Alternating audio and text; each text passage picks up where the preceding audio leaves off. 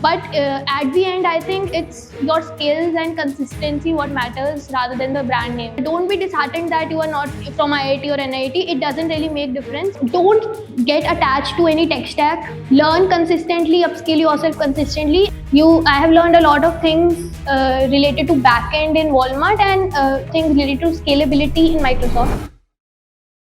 So basically, I think consistently practicing is what makes difference. So I initially started with data structures and algorithms, made a few projects, consistently applied for internships, did 2 to 3 internships in my college, actively looking for different jobs and keep being aware and being on different platforms is, I think, what makes you different than the rest.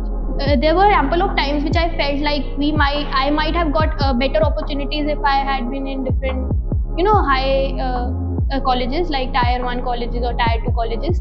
But at the end, I think it's your skills and consistency what matters rather than the brand name.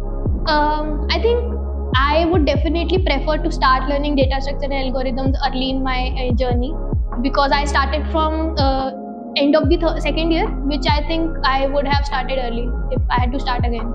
I think in this age, in this time also, if you think that this is a blocker for your success, then it's really not, and it's just in your mind. So don't be disheartened that you are not from IIT or NIT. It doesn't really make difference. You just need to have skills, and you have to have the right mindset and consistency, which will eventually make difference. First of all, if your content is good and it's correct, it really makes difference and people get attracted to it. And if people learns from it, then it is the right content.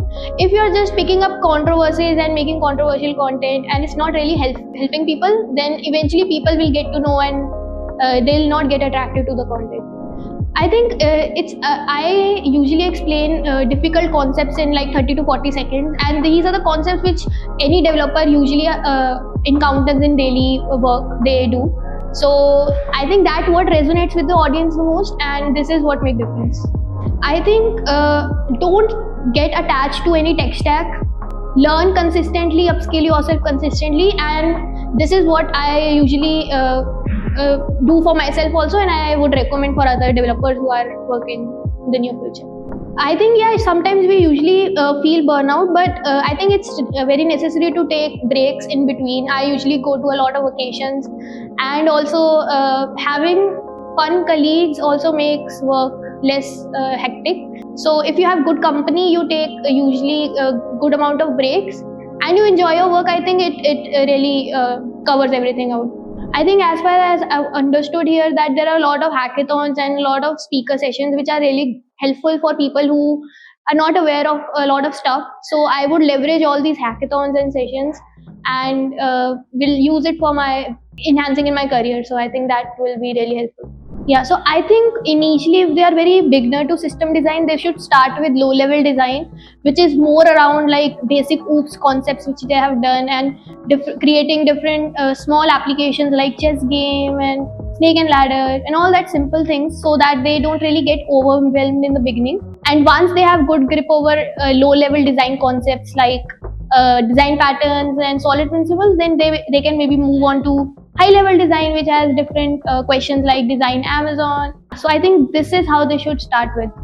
I think when we are in college, we usually write a lot of not a structured code we used to write. Like we use different variable names, a very beginner level code we write. But when we come into different companies, right, we have to write structured code. It should be a meaningful code, and it should be a short and crisp code. So I think the very mindset shift which I had was that the act of writing code is very different in college versus the actual companies we work for. So yeah, that is what I think I learned a new thing. I think both roles I have learned differently, but the type of work and the scale of the work is different. I have learned a lot of things related to backend in Walmart, and I have learned a lot of things related to scalability in Microsoft.